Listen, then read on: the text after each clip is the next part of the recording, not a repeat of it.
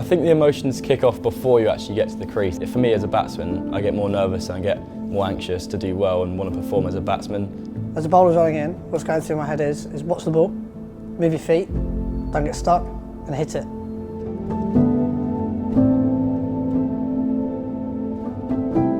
Cricket wasn't easy for me because I went to just a normal state school, and the only reason I played was because my teacher brought his own plastic set of stumps and bat in, and if he hadn't done that I would never have discovered cricket ever.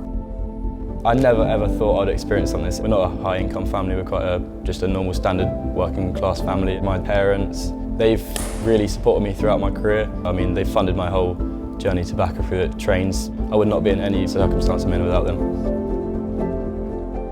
There's still a perception out there that cricket is perhaps too much a game for the older white British man.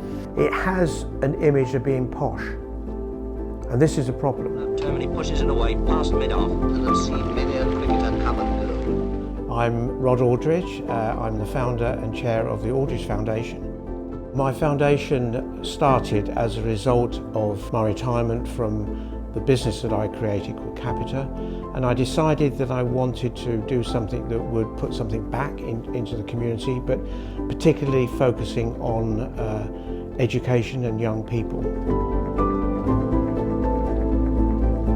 I didn't have an education that stimulated me to want to perform, and I feel that that's wrong, and my job now is to try and put that right in the best way as I can.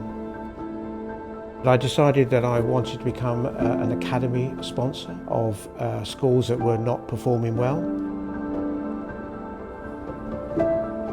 When you walk into something you're proud of, it changes your attitude and belief. We did simple things like a uniform, where one mother said to me that she thanked me because when she goes on the bus now, she can be proud of where her child goes to school, whereas before she wasn't. The way I found out about Backer was through my dad, and it's the best thing that's probably ever happened in my life. Ever since I picked a bat up in my hand, I wanted to play cricket. I mean, I want to be a professional, that's my aspiration, so it's just kicked me off, built a passion for it, and ever since then I've just loved it. I applied online, I came for an open evening, and went, oh my God, I've got to come here.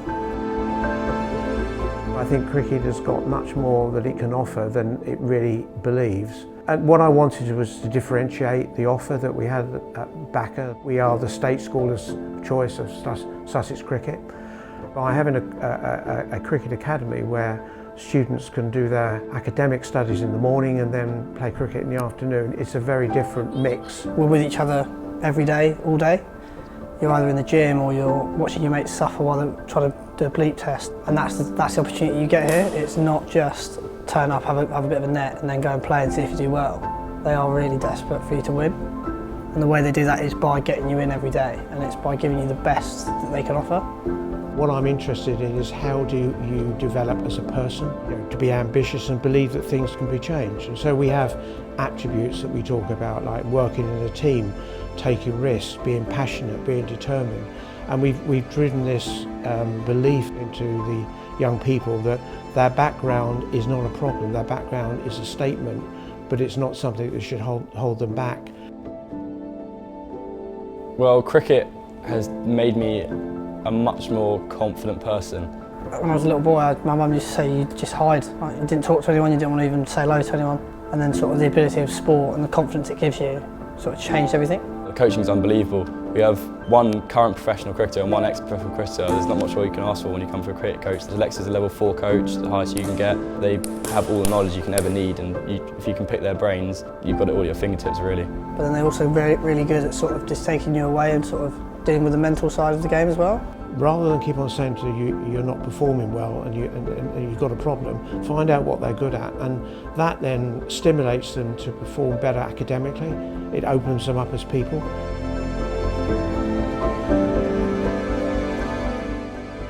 All of my schools are in quite challenging communities and with no space to play cricket. So in the case of one of them, which is a school right near to Tottenham Hotspur's ground, we've taken down to Arundel, where we've partnered with the Arundel Cricket Foundation.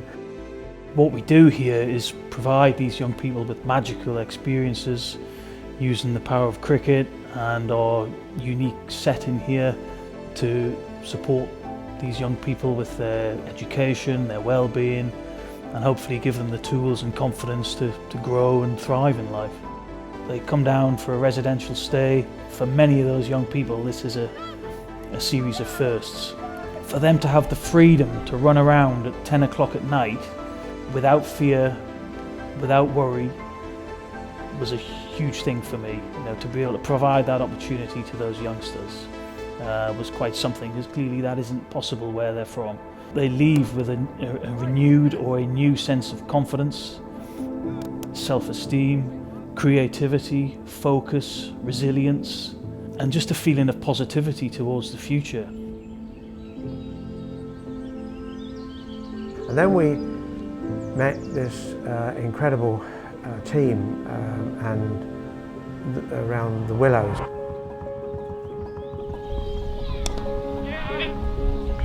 Well, I'm Winsome Dormer, and the wife of the late Mike Dormer, who had the inspiration to begin the Willows Cricket Club.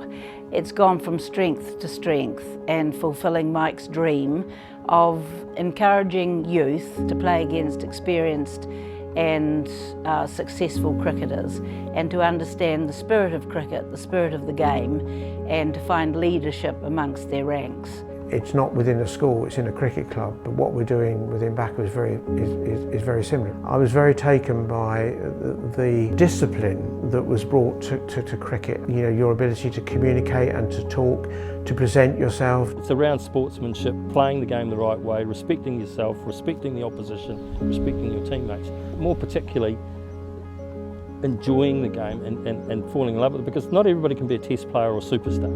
But what we want to create here is an environment where people can come and play cricket and continue to enjoy playing. And also a new idea has been that a well-known old boy sportsman, for example Richie McCaw, captain of the All Blacks, he comes and he captains the Willows side against the Otago boys team. And I think that is very special for the boys. At the end of the game, regardless of who it is, the Willows experienced and kind of well-known sports people sit down on the grass and debrief the game. You know, I believe in the power of sport in terms of the impact it can have on people, their physical health and their mental health. But on a cricket front, I'd say where cricket is slightly different to other sports is that the values of the game are just as important, if not more so, than the statistics of the game. You know, traditionally, cricket is played in a way that is respectful, entails self-discipline, entails appreciation. If you're displaying all those behaviours or values, then that engenders friendship, teamwork, and camaraderie. You see all these friendships being fostered in cricket, partly due to the values and the behaviours that cricket entails.